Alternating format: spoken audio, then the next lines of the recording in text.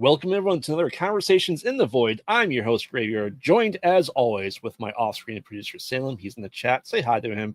He likes it when you say hi. But I'm pleased to introduce our guest for tonight. He's a writer, director, actor with works including The Tar Pit, The Haunting of Hellhole Mine, and Shark Island. Please welcome to the Void, the one and only Paul Collett. Hey, thank you. Keep the applause to a minimum. How are you doing tonight? I'm doing great. It's good. Yeah, it's like I said, you had this booked out a while, and like I said, I love meeting new people like yourself, and I'm was able to dive into your works in preparation for this episode. Oh, cool! Thank you. I always do that. I want to make sure I know our guests as much as I possibly can. Before we get into that, Paul, I'd like to introduce you to the crowd and kind of figure out what was your first horror movie that you recall? Well, my brother made a sort of Super 8 kind of film when we were kids, and I was in it. I think I was like 11 or something. So I guess that was kind of a mystery horror with all the family and stuff, and it was cute and fun. Yeah. That was probably the beginning, and I ran a haunted house for several years in the Bay Area too, and I think that kind of got me sparked into it too. Yeah.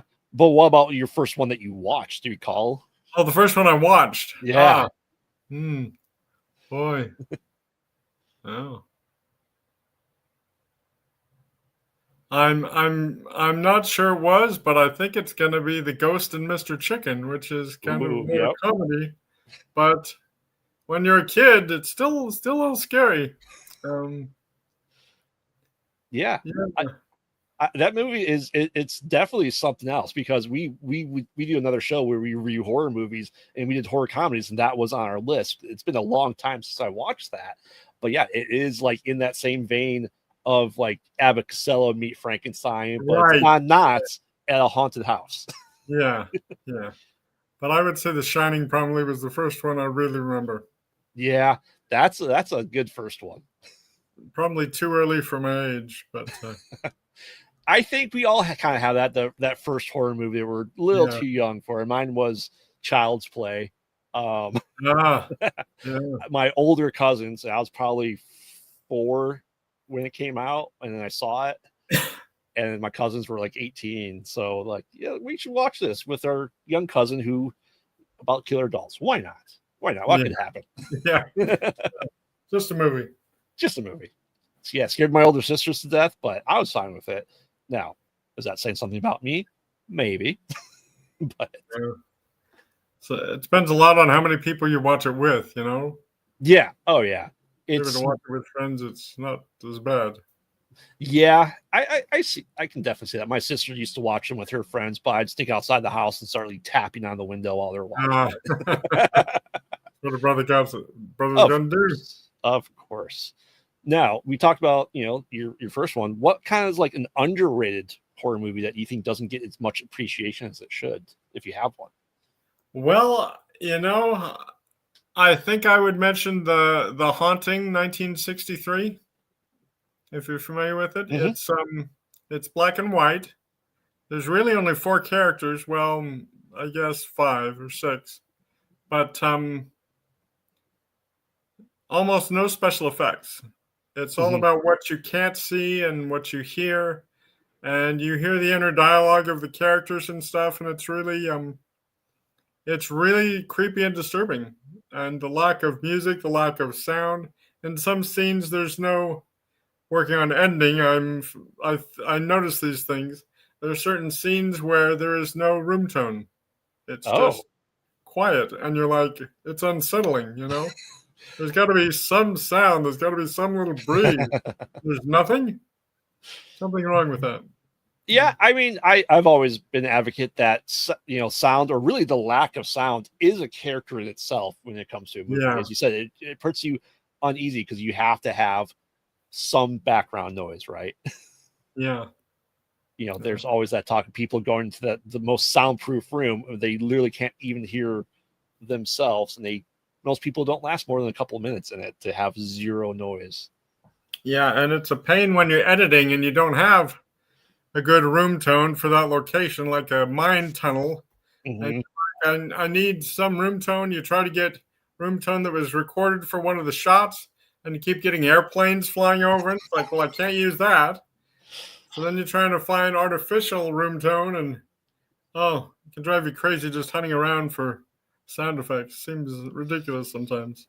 Yeah, I mean, for sure. I mean, there used to be that, the sound guys always had all like their entire studio while making it, and I always found that interesting, especially like during radio, they were doing it, live. Yeah, live Foley, yeah. So you talk about room tone. Yeah, it's real sophisticated vendors have all these things at their access, and I have to go find something on the internet. Yeah, I can't say I've ever thought about making my own sound. Not yet. Yeah. Looking for tunnel. I couldn't find tunnel. Couldn't find cave. Could only find warehouse with squawking birds, and I'm like, why are there squawking? This isn't. So, but yeah, it works. That's fair. Now, then, on the flip side, Paul, is there something that you just find to be overrated in your opinion that you just don't get the popularity of, or why it's made, let's say, $2 billion? Kind of. So, I'm gonna get in trouble here. Talking about Terrified, the movie Terrified. I generally, it's spooky and creepy, but it goes too far with the gore and stuff. It really turns me off but that's my taste. But I find when a movie starts becoming torture genre, then I'm not interested. I'm not interested in seeing people suffer. Yeah. Needlessly, or being cut in half and stuff. I'd rather the suspense, the thrill of the chase, the mystery.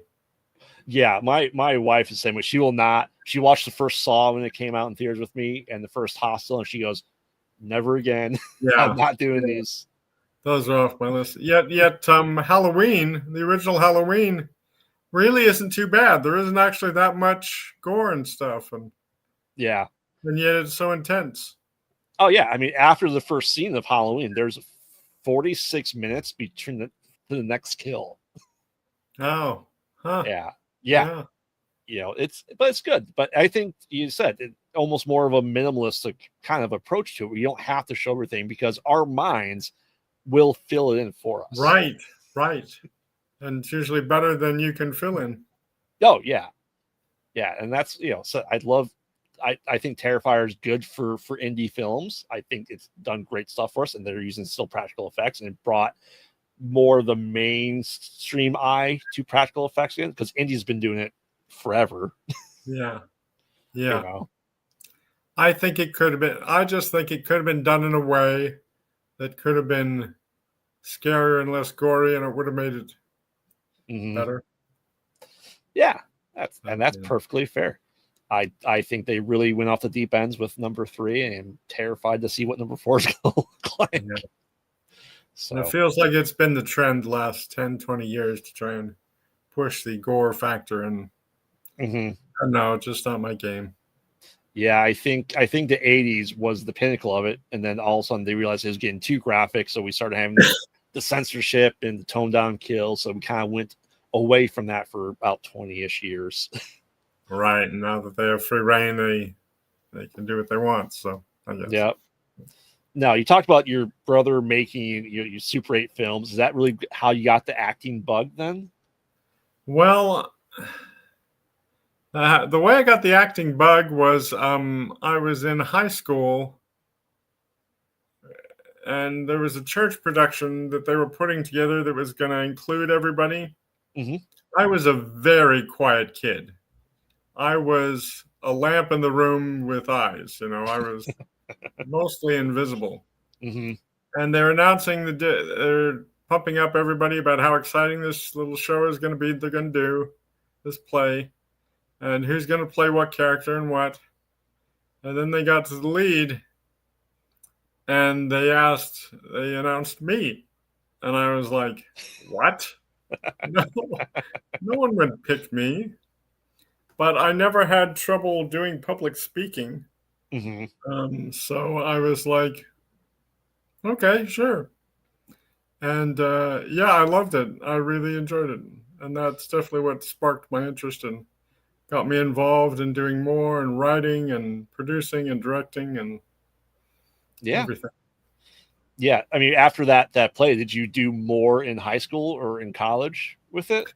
Well, once I got into college, I mean, I did do a few minor plays after that, and then eventually I got into community theater and did quite a few plays. I did theater for more than 20 years, over gosh, how many, like 45 plays or something crazy like that. Oh, wow. Yeah, it was a great time. I enjoyed it, but it kind of cuts into your social life. But it was fun. I enjoyed it. I enjoy doing theater a lot more, even more than doing film, because of the way the narrative progresses forward. You know, you don't have to stop and start. But theater doesn't make money, so. Yeah, you know, I did theater in high school. I acted, not in the musicals because I can't sing or dance to save my life, but the talking plays I was in. But that's when I learned and took the opportunity in high school to learn lights, sound, directing, and all the behind camera stuff. You know, and I found that just as interesting. Yeah, to me. But I know you do both as well, in front and behind the camera. I do. I would say I produce, but I do not enjoy producing because it's a nightmare. It's everything nobody else wants to do, and it's anyway. But I do enjoy directing, and I enjoy writing a lot, and of course, I love acting. Yeah, but writing is fun. It's its own. It's completely its own atmosphere and environment. And directing is about dealing with people. I love it maybe most because I get to be myself the most and make relationships. I try to make relationships with all of my cast and crew so that we can discuss anything that's an issue and there's no problems, you know? Oh, yeah. I direct, assistant direct, produce, act and stuff. I'm part of Horror Dad's production. We make indie horror films and just started writing stuff for it, hopefully to film here in the next couple of months. I used to do all that way back in the day. And then when I got out of high school, my parents were like, okay, you have to do something that will make money. So I went into IT. Yes, understandable. So did I. Yeah. Yeah. And it took 15 years for me to get back to it. Unfortunately. Yeah, it's tough. I mean, you got to make a living. You got to support the habit. If I hadn't done IT, I wouldn't have been able to make my films because I couldn't get investors. So, yeah, that's the joys of indie films, right? But writing is interesting in its own persona. People will be directors and they'll write, or they'll be actors and write. And I feel like it's overused. That is to say, I don't always believe them because a writer is a persona of its own. It's not like, oh, I'm an actor, therefore I'm a writer. No, you're not. An actor is a believer. A writer is a creator. Yeah. Yeah. The actor has to bring to life what the writer wrote. Right. Yeah. But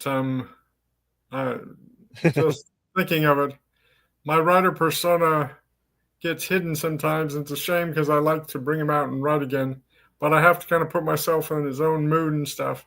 And I have I gotta mention, so I have several scripts that I've written and several I haven't finished. Okay. And one of my scripts, there's a female character who wears a red dress that's tattered. Okay. And that's one of the scripts that isn't done. And every now and then, I seem to see her standing in a doorway, like with arms folded, sort of lifting me. When are you going to finish this? And I'll think, yeah, I'm getting to it. I'm getting there. Yeah. But I've been working on. Go ahead. I'm sorry. I was going to say, yeah, with Ryan, do you find it that you have to write something and hopefully make it and then kind of work projects that way? Or do you kind of write multiple things and then hopefully get to them in any particular order? It's kind of, at this point, I don't have expectations of being able to produce any more films. I would love to, I want to, but it's just not realistic. Mm-hmm. But if I do push myself enough to write something, it's got to be something that I could produce on like $10,000 or something. And I find that sort of story ideas will come to me, or things will happen, or they'll develop, and I'll let them stew. Mm-hmm. I'll even write down some details, but I will not write the script until I know how it's going to end. Okay. Because you don't know where you're going if you mm-hmm. know how it ends. And once the end is revealed, more often than not, it seems to wake me up at night, and I'll be, oh, okay, this is how it's going to go. So I have to scribble out details of how to put together this structure. And then once I know how it ends and why it ends, what's really the theme and story that's going on behind, then it all starts falling into place. Then it's just character development and finding actions that fit. And Now, do you always write your scripts with a role in mind for yourself? Well, I used to. Kind of, yeah. I try to take a character that I know I can fit, mm-hmm. and it's not always the same character, but certain character types I know that I have a strength for. So yeah, this one I could do, that one I could do, and so forth. But more often than not, I'm not the lead character, which is fine with me. I mean, I don't mind being the lead. I don't mind not being the lead, especially if I'm directing. It's a whole other game. But yeah, I know when I'm acting and stuff, it's something I wrote. I go, someone else has to direct it. The AD needs to do it because I cannot direct myself. I have issues. I just don't know why. And editing myself, I cannot do either. I cannot listen to myself at all. I completely understand. I've gotten myself over the editing thing simply because I see the footage so much. It numbs me, you know. Mm-hmm. Directing myself took a long time to figure out the best way to do it. I have what I kind of do is I prep the scene, make sure everybody in the scene knows the direction I have to give them and stuff. Mm-hmm. And then I hand off the hat. I have a good friend, Tammy Massa, who usually is my associate director, which means she sort of directs scenes that I'm in. And so once I've prepped everyone, we've got the scene prepared, everyone knows what to do and how to interact, then the hat that I wear as a director, I literally hand to her, and then prepare myself as an actor and move into the scene. And if actors ask me, director questions and stuff, I'll say, ask Tammy. Because I can't shift my brain gears. It'll ruin me. I'll be self-conscious of what I'm doing, and then you can't direct yourself. Yep. In my feeling. Yeah. The thing is to make sure you didn't screw up, you know. Mm-hmm. It feels almost like more pressure when you switch the roles like that, because it's especially if it's on you, because everyone else is like an indie world, people usually have multiple roles just to make the movie happen, but sometimes we gotta let the actors get into that readiness, and it can take a while. Yeah.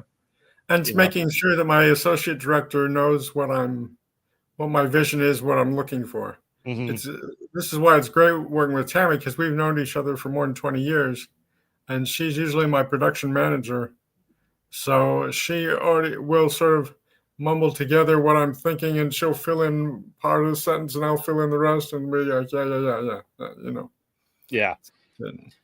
Yeah, I think I was lucky enough to work with the same crew now over multiple stuff, because it's part of our production team. That once you have that team, you guys know how everyone else works, and you can just step in line, and you're able to get things done more efficiently. Yeah, we had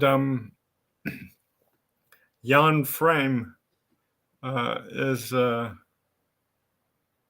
from Eastern Europe, and he was my camera guy when we were doing a film. Well, Shark Island, he was the camera guy. It was another director, but I was producing.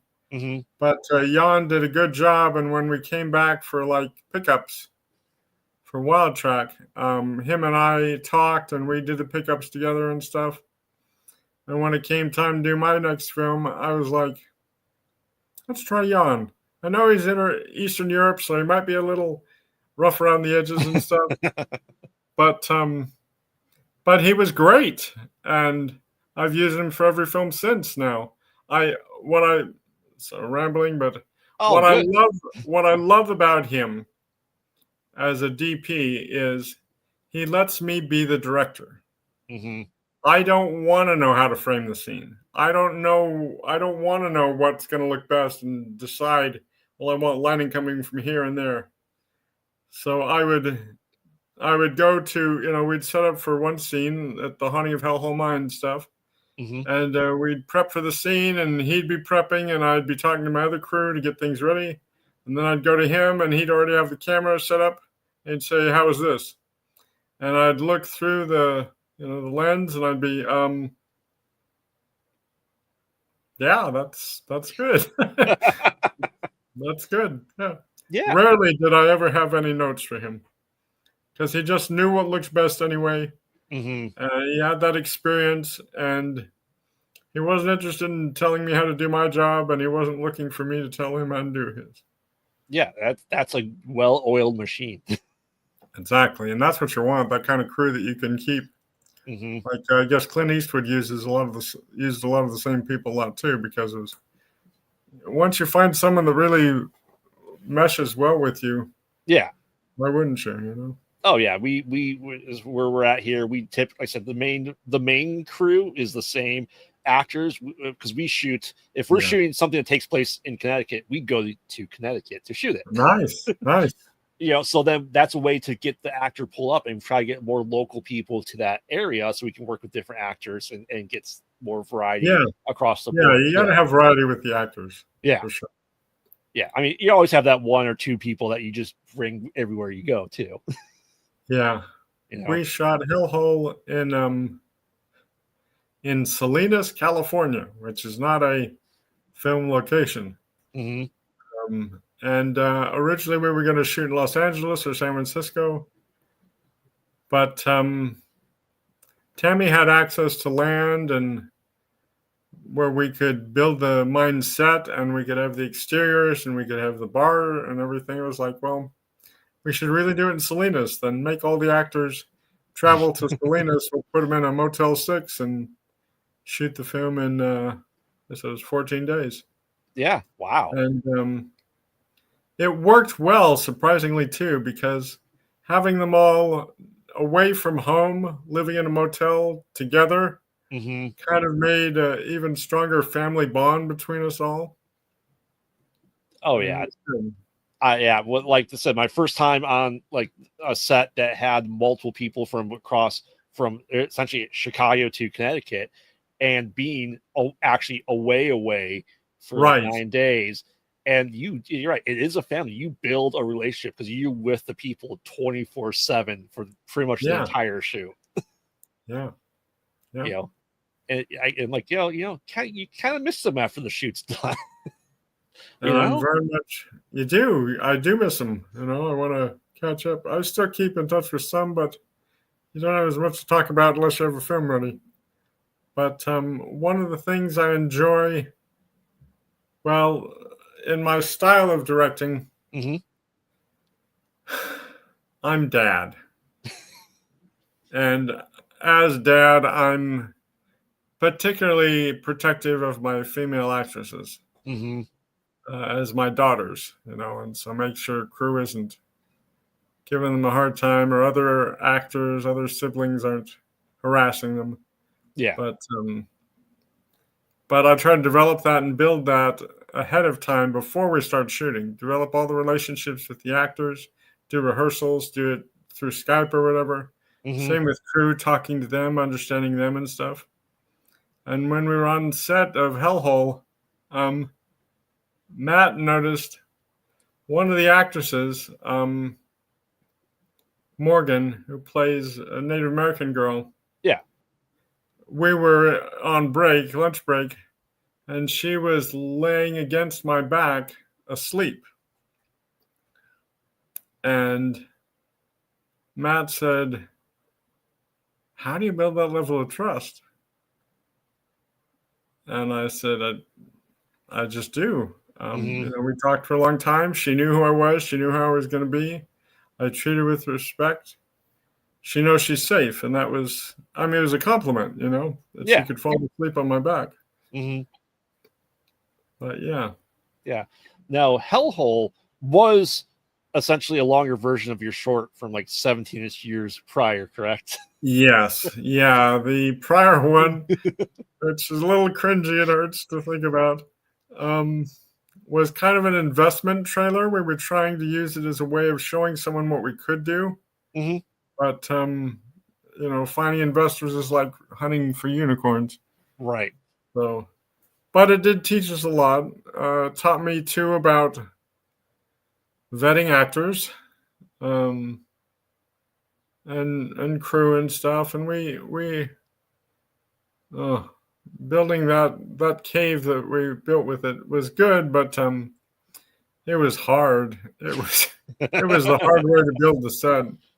When we did it for real in 2020, did the film, I had learned a lot about building sets, particularly for the tunnel, because I knew I was going to make this film eventually. And oh, what a difference. It was so much easier. It was still a big challenge, but yeah, the original one we used gunny sacks. You pass through a sort of concrete mix with aggregate rocks and stuff, and then you pin it onto chicken wire. Okay. And it looks really great, but it dries out your hands because of the lime, and it gets really heavy, and it was tricky. Yeah, all the joys of practical set building, right? Yeah. But I mean, what was that like, coming back after that time? You felt like it was just picking up from where you left off, 14, 15 years prior? It should have. It didn't exactly. Okay. Tammy was involved again. She was in it. It was, the script had evolved so much too. Between the two, I'd say there was at least solidly 42 different full revisions of the script. Oh, wow. So it had evolved more and more from what it was before. And at one point, I think in 2017 or 18 is when something new fell into place about the Native American girl being part of the story. And then everything sort of fell into place how it should be. And then it was like, oh, now I know the real ending. Okay. And then I could rebuild the whole script and make it fit. And it's exciting when that happens. Yeah, it is. I do like proof of concept stuff because it shows what you have and it shows the idea without shooting the entire film, because making films it's costly. Yeah. Right. If I shoot the whole thing, then what do you need to invest in? Exactly. Well, Paul, we are closing on the end of the show here, but I want to get in some wrap-up questions here. Sure. You talked about all these movies that you watched in the past, but overall, what's your favorite scary movie? Gosh, I would have, it changes, but I would have to say Quarantine is one of the best done, I would say. We watched it recently, and I was like, wow, I forgot how scary this really is. I'm getting uncomfortable. Maybe we need to stop. But it's so well done. It's so seamless. And yeah, I would say it's definitely one of my favorites. Yeah. I mean, it's especially the last scene of the movie. It's the most iconic. Yeah. Yes. Yeah. For being pulled away and stuff. Yeah. All right, guys. Age of the question: practical or CGI?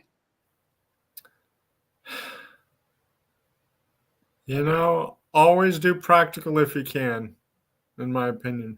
Because I do both on my films. I've had both, but practical has a certain I guess you'd say, realism to it. Even if it doesn't work right, it still has a certain realism that rings. Oh, yeah. More truly. And then you can always add CGI to enhance it, but you want at least that to start with. Oh, yeah. I'm a firm believer if you're using CGI, minimal as you can, but as you said, to enhance what you already have. But I will say, I don't like live firearms on set. So I've always used fake guns. Because it really isn't hard to put bullets into post-production. Oh, yeah. So that way I don't have to worry about it at all. Exactly. All right. So, Paul, someone knocks on your door tomorrow morning and says, I have $10 million. What's the next entry in an existing IP or franchise that you would make? First of all, I would say I'll make you 20 films. I'm not going to make a film for 10 million. I haven't the experience for it. But what would be the next installment? What film would I make? You say? Yeah. If you said you had the free reign to pick any existing IP or franchise, the next entry, what would it be? Oh, you mean an existing franchise? Oh, not one of mine then. It could be one of yours. Oh. Well, I'd pick one I have called The Magician then. That's about a guy in New Orleans who is able to hypnotize people with his eyes. Okay. And has a way of sort of draining their chi, their body, their life energy. If they stare at his eyes long enough, and then he becomes one of his ghosts that live in his mansion that are sort of his captive ghosts. Interesting. Yeah. Huh. I like it. Yeah. It's called Spectacles. Nice. For sure. All right. So, Paul, any advice for people getting into the filmmaking industry? Yeah. Volunteer. Do lots and lots of free work. Don't feel like, well, I really ought to start being paid for this. No, you shouldn't. You don't know enough to be paid for it. The more you volunteer, the more you work for free, the better you get at it. You don't get better and when you get paid as much because it's a different game. And once you get paid, you're never paid enough. And then it's this thing. So, yeah, volunteer is really the key. That's the way to get the experience you need, because if you volunteer, when you are really ready to get paid, someone will offer it. And that's when you should get paid. You shouldn't get paid before that because you're not as good as you think you are. Yeah. Being a PA on a set is fantastic. Yeah. It's a life-changing thing, I think. It was for me. Awesome. All right, you ready for your random trivia questions? Okay. All right. JD and Veronica systematically destroy the social structure of Westerberg High School in what 1989 dark comedy? Wow. Feels like I should know this. Dark comedy, 1989. I don't have it. All right, it's The Heathers. Oh, okay. Well, I haven't seen it, so okay. Yeah, my oldest kid just watched it the first time, and she's like, "This is really good." I'm like, yeah. If you haven't watched it, I suggest seeing it. It's Christian Slater and what can't I think of her name? Stranger Things, the mom. She was in Beetlejuice. Oh yeah, Winona Ryder. Winona Ryder, yes, her. Yeah, Beetlejuice is great too. Yeah, but that was in the middle of her like rise to, dark comedy goth stuff. Yeah. All right, so Paul, before you go, where can people find you, learn everything about you and your movies? Most of it is on YouTube. We have 2 channels, one for comedies, one for drama, for horror and thrillers. And I guess look for Victory of the People. I'm not sure. Or we gave you some links for the trailers. If you go to those trailers, the channel that they're on is one of our channels. Yep, it's all in the description. Are you on any social media like Instagram that people find out about? Not anymore. It's too complicated. There's too many balls in the air to keep all that going. Awesome. Well, Paul, thank you very much for coming out. I hope you had a good time. And for anyone new here, it was great. make sure to follow us on all social media at PodOutatNight. We'll see you next time. And don't get lost in the void. All right. Good night. Good night.